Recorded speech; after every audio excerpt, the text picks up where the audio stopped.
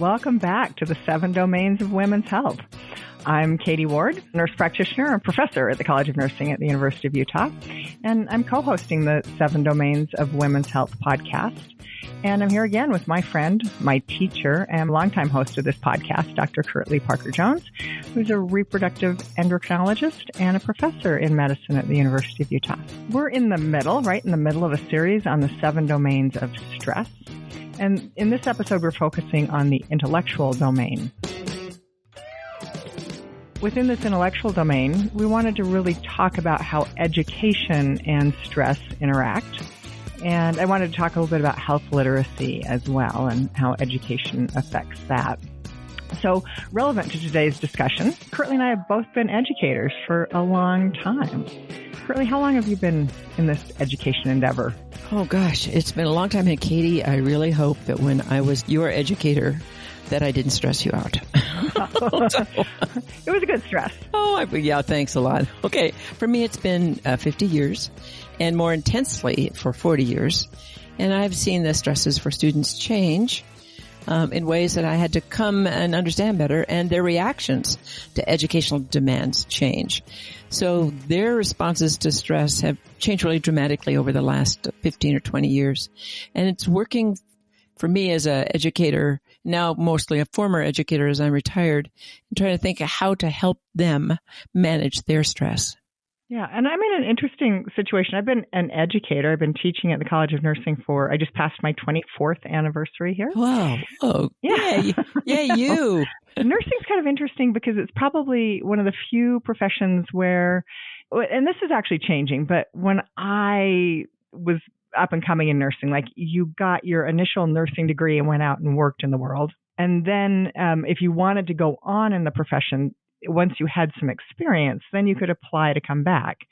But that has some interesting implications because most people who are in graduate nursing programs, which is where I work, have been a nurse for a while. So they've gone out into the work world, been earning money, usually, starting a family or, getting involved in life outside of school, and then coming back to school with the burden of, the other parts of their life.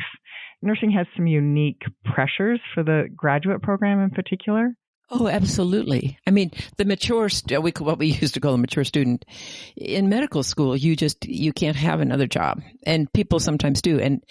And having the other job being 3 kids, you're already asking when someone is applying for them to commit to an 80-hour work week. That's the educational process, takes a minimum of 80 hours a week. So if they're trying to do much of anything else, then that's a stressor.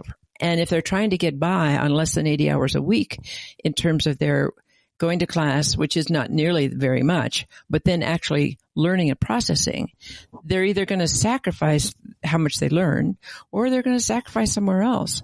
So the mature student, it was easy when you have only yourself to look for.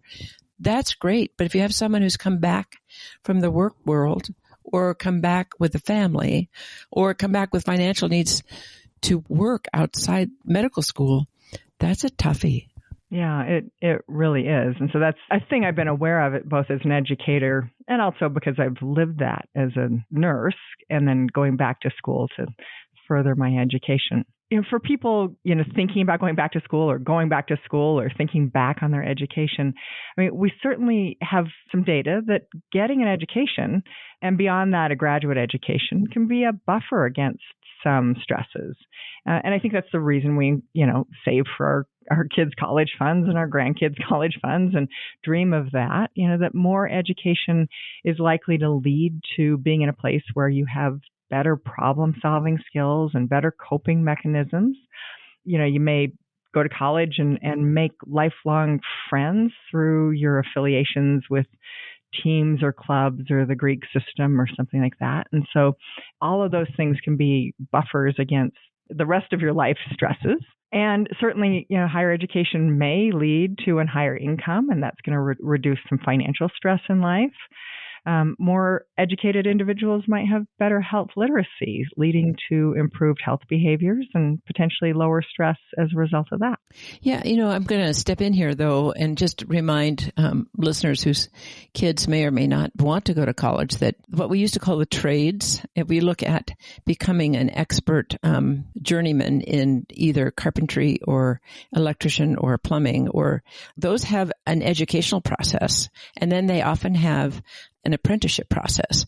But people who are masters at this make over $100,000 a year if they're working full time.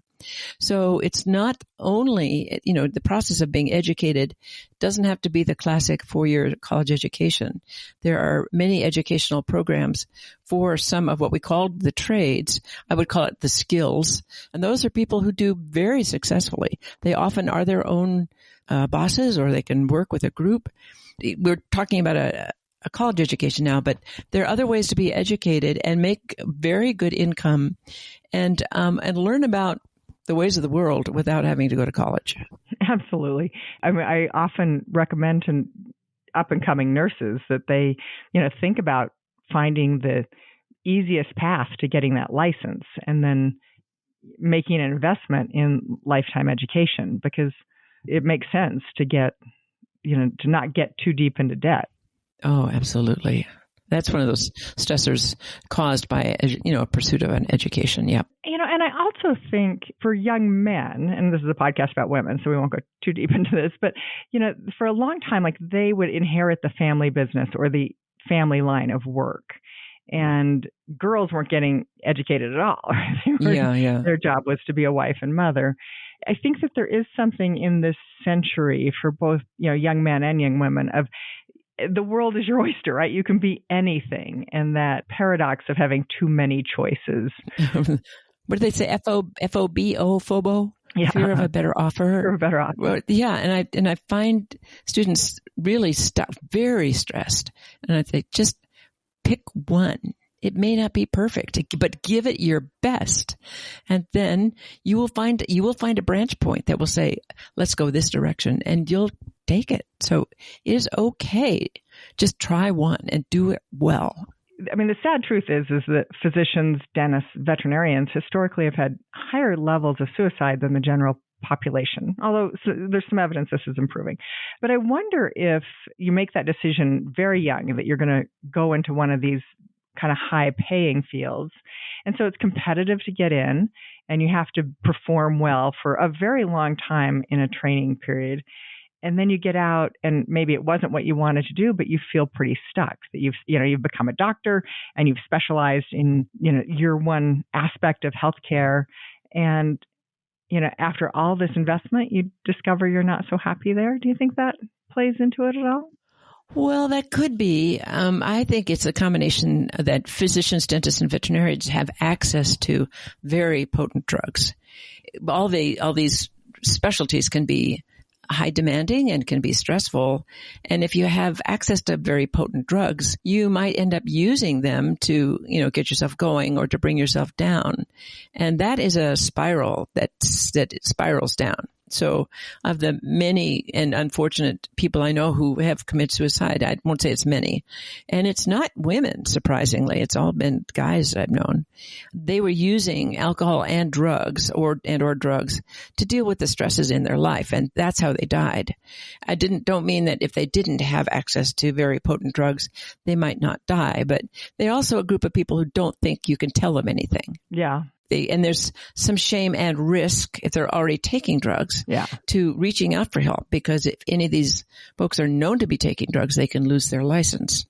So it's a complicated thing where someone else may not have access to drugs, may actually, not that doesn't everybody has access to drugs these days, but they might reach out for help. But physicians are notorious. And I think that culture is definitely changing. We are trying at the very outset of medical careers, and that I'm sure is true for dentists and vets, that being stressed and acknowledging stress and that you're not coping well, it's not something to be ashamed of. You should be proud of the self-actualization of saying, the self-awareness, I'm not doing well and I'm going to get help. Because notoriously, 20 or 30 years ago, they did not ever do that. Yeah. And I think, unfortunately, we've had to sort of learn this lesson the hard way, right, of seeing our colleagues suffer and then begin to respond to that. One of the things I've liked about being a nurse, and one of the reasons I encourage people to think about this field, is you can change. I grew up at a time when my mother's dream for me was that I just, got married and had children like that. In her mind, that was my highest calling. So she hadn't saved for college and she didn't have any career ambitions for me, but I needed to get a job, and I was still of that age. I guess, it tells you a little bit about my upbringing, where the only viable careers for me as a female would be a nurse, a teacher, maybe a flight attendant or a secretary. And I couldn't type, and I didn't quite have the looks for a flight attendant job. I might have liked it. And so nursing seemed like the only choice for me. So I set my sights on nursing. And I happened to land in an aspect of nursing that I have loved. But my job has been different every few years. There's a new opportunity. I've gone back to school multiple times and changed my sort of what I do within nursing. But I also always talk to people looking at this field. It's like, if you don't like pediatrics, you can go to geriatrics, you can be inpatient, you can be outpatient, you can fly, you can stay on the ground, you can sit at your computer. There's so many ways to be a nurse. And so it felt like a good investment. I didn't know this at the time, but now I can look back and say, it's been a great place to be able to not feel stuck in any one thing. Curly, what was your education path like, and how stressful was it for you? Well, I was born a student, I think. Using my brain, I had a drive for cognition, which is actually some people who are psychologists who look at drives and personalities. I had a drive for cognition when I was little. And my life course was complicated by the early death of my father and the economic challenges at home. So things were challenging at home. And I was made very lucky. I had academic scholarship that paid my way all the way through college. So because I was a good student, and I never cared about grades because they just came. So it wasn't stressful. Importantly, I had lived around the world, but college and medical school brought the greater world and its joys and sufferings right to my eyes. And although I'd experienced a fair bit, it was always about me. And then I realized every day that people all over the world are more stressed than I am for really good reasons. And as I became a clinician, most everybody I saw was having a worse day than I was. So an education, real life in the working world or in the educational world, can teach empathy if you're willing to receive it. It's the gift of empathy, is the perspective that another personal lived truth is as valid as yours. And that really helps it not be all about you when you get into a stress spiral. It doesn't always work, but when I have residents who are pretty stressed out, and they should be, and it is hard, but I tried, and we're obese, I tried to remind them that a single parent of 3 small children who's trying to, make enough money to get by and doesn't have enough really for childcare, and she's got 3 kids. You look at those people and they're stressed out, and take a deep breath and try to live their life in your heart for a little minute, and your life's going to look pretty lively. Yeah. So that's always been for me, is whenever I feel stressed out, I have to do a little reality check. And I used to have a sign on my door during the Rwandan genocides. I had a sign on the inside of my office door, not the outside. It says, "This is not Rwanda."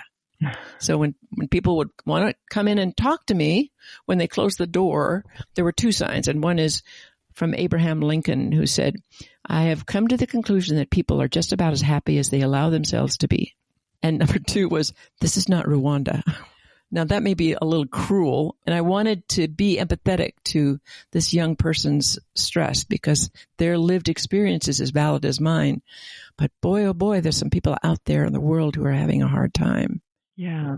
Yeah. And at the same time, I think, I know certainly in nursing, I think it's true in medicine as well, we have been, actively recruiting a more diverse workforce in healthcare. And so I think I know it's been a challenge in my world as an educator. We want to recruit nurses from the communities that they serve. And so that's meant that we've had to adapt a little bit to realize that people are coming back to, as we were talking about earlier, you're coming back to school with some other burdens as far as, a family to raise and being accustomed to earning money and maybe being accustomed to, being out in the world where you were at the top of your game at whatever you were doing. And then you come back to school, and if you're accustomed to being really good at what you do, and now you're back in school and somebody's, redlining your paper and taking points off your test because you didn't answer it just right. Like it's hard. And I know that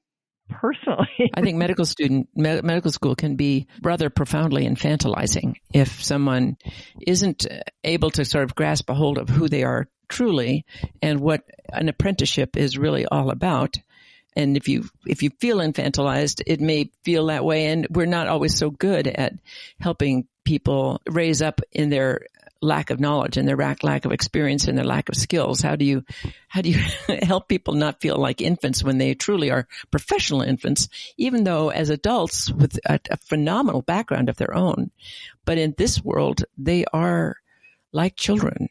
So that's a balance when someone's been really good at something before they come to this work or come back to the university to when they were really, really good at what they used to do, and now they're not.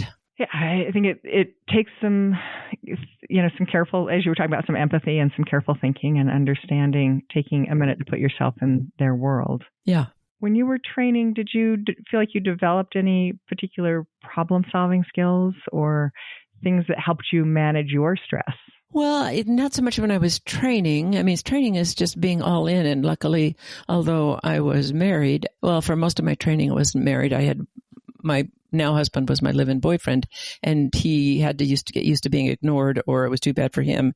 But when later on, I think it was as you move on up the academic scale or any workforce scale, you come into conflict all the time. And I sought out conflict management training, and it was really important because I saw conflict around me between physicians and nurses and between physicians and staff and physicians and physicians, and being able to step back, getting the skills to step back and learn how to solve a problem by helping everyone get to yes.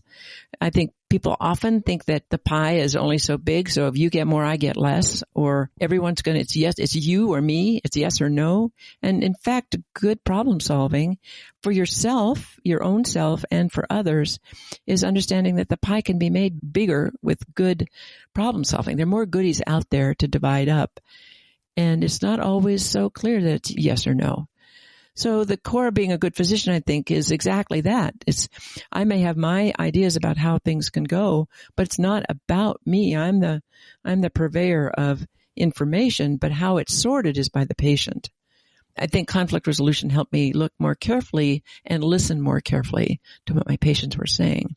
And it's been grateful for me because I took the very same skills to my own inner voice. So my own home, when there was conflict in my own home, I could step back and start trying to listen carefully.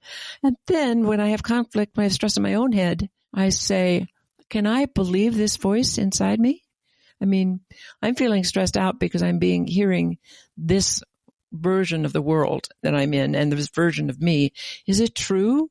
And can I really trust the voice that's lying to me in my own voice?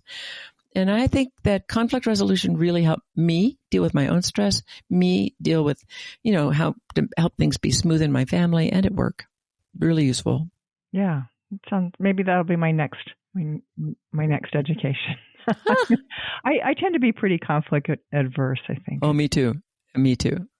Well, yeah. So we're talking, about this particular space where people are, in school and because our experiences in healthcare, but I think you can apply these things to whatever learning you're doing. There are a bunch of things that we can talk about as just practical strategies for enhancing your intellectual health and thereby managing your stress. And so I think, we've kind of touched on one already, which is that just automatically, going to college is not going to fix your stress. Like, do it if it's your dream and it's a good fit for you. But look at both sides of that. That there's, as we've talked about, the expense and the emotional parts of being a student. And there's a lot of data that getting education is a hard thing to do. But no matter what you do in that intellectual pursuit, I think there's some important lessons, that we can take away.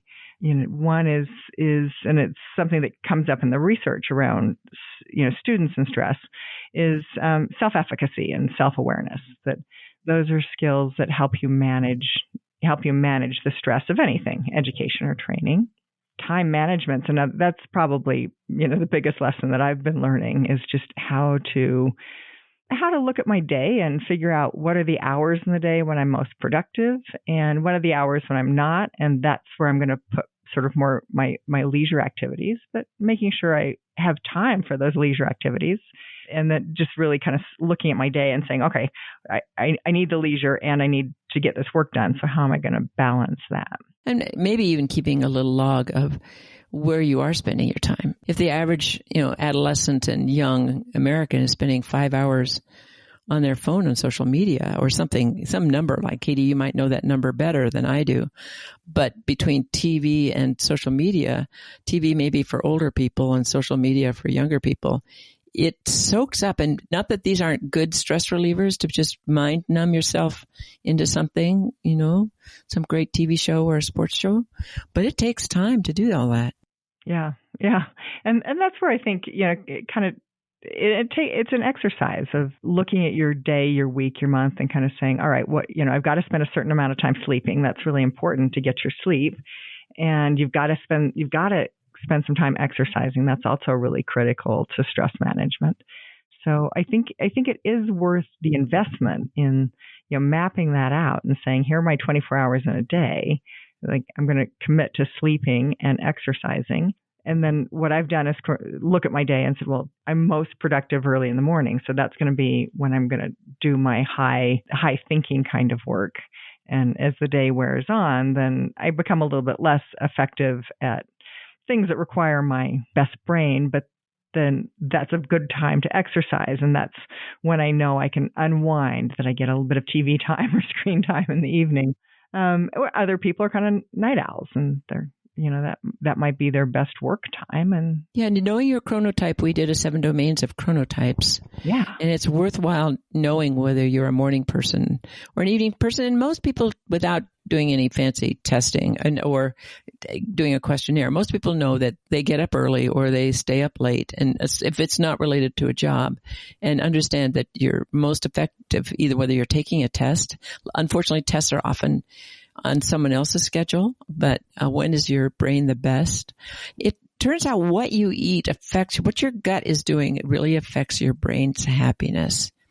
And education in nutrition isn't something that we get in nursing school. Maybe in nursing school you get it. We certainly don't get much in medical school. But looking at kinds of foods which will make you sleepy and bring you down, paying attention to that and knowing how tired it will make you if you have a great big, cookie and then a warm milk. Yeah, well, warm milk is good for bedtime. But how you eat, how you space it out so you're never too full and never too hungry also helps you be more efficient and think more clearly. Yeah, absolutely. Not having those big spikes in blood sugar. I've learned to eat a lot more protein at breakfast than I used to. But I think our brains, our brains need both things, right? Like, being productive feels really good, but you can't stay productive for 16 hours a day straight. And so I think it is important to recognize that there are moments where your brain really needs that time to kind of check out. And maybe a little bit of the reason our phones are so appealing and draw us in is playing Candy Crush or scrolling the internet. It doesn't require a lot of brain power. And so a technique I learned, I tried to take up a musical instrument a long time ago as an adult, and I never got very good at it. But when I was trying to learn it and master it, like, one of the things my teacher taught me was to practice for 10 minutes. And I was going to remember the first thing I worked on and the last thing I worked on, but much more than that, I was going to lose the middle. And so he would have me do just short 10 minutes of practice, rather than try and just work on it and make the same mistake over and over again for an hour. Well, the same thing's true about exercise. You can get, if you decide to do something that's moderately high intensity for 10 minutes, you can get a pretty good workout. And the New York Times wants you to see how many incredible workouts you can get in 7 minutes or in 10 minutes. And you can work out hard and get a cardio. And if you do in just 10 minutes, and then maybe if you do 2 to 3 a day, you have gotten a lot of exercise for your health. Yeah. A walk does other things. A walk out in nature is a whole different story of how it's restorative to stress. But you can get a lot of work done exercise-wise in 10 minutes. The other possibility, so we're talking about short bursts of exercise, but it does come to me more in my role in trying to learn something, whether it was learn an instrument or as a student. It's the closest I get to a flow state sometimes. It doesn't always come easily, but sometimes words just flow out of me and I write a whole paper or a podcast or something interesting. Yeah. And once I start that, then I really get into it. And I think that's one of the things I like about being a lifelong learner is, finding those moments of really getting into that flow state where I'm doing this and really enjoying it, and the rest of the world sort of falls away. I get that with exercise too. It's but learning something new, learning about a new plant, or learning something about the reproductive strategies of an animal, or for me, because I've been deep into geology over the last 5 years, learning how the 4 billion years on this planet, what's been happening over the last 4 billion years. It's a deep dive and you can get so engrossed, but when you wake up out of that, you think, wow, this doesn't really matter, does it? I am no longer so stressed about this tiny little thing. Oh my goodness. Yeah. And and the other, I don't know that much about geology. I always want a geologist on a hike with me though. Oh yeah. Tell me what this rock is. Yeah. But just being in nature and sort of seeing how the world works, that definitely helps me relieve my stress. So I think that's the value of going out for a walk is, not just going for a walk, but taking a minute to notice how the light filters through the trees or how that tree looks in different seasons or where the sun is on the horizon or what you see in the sky. Like just taking a minute and appreciating the world that you're seeing. That's a big stress reliever for me. And it's critical. It's critical to my day to have that experience.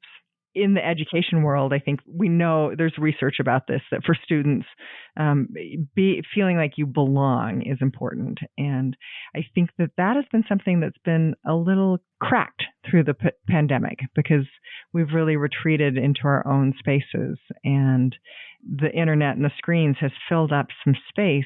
And I feel like the world is a little bit more fearful. And so that actually, I think is something we have to really work at is repairing the things we've lost through the pandemic and being afraid of each other. And I think they're really working hard at the medical school here to try to help people manage their stress. And they decided maybe 6-8 years ago to divide the student body into small groups. So this is this medical school student body of 12, and they stay together for 4 years and they learn clinical skills in these small groups, but also social skills.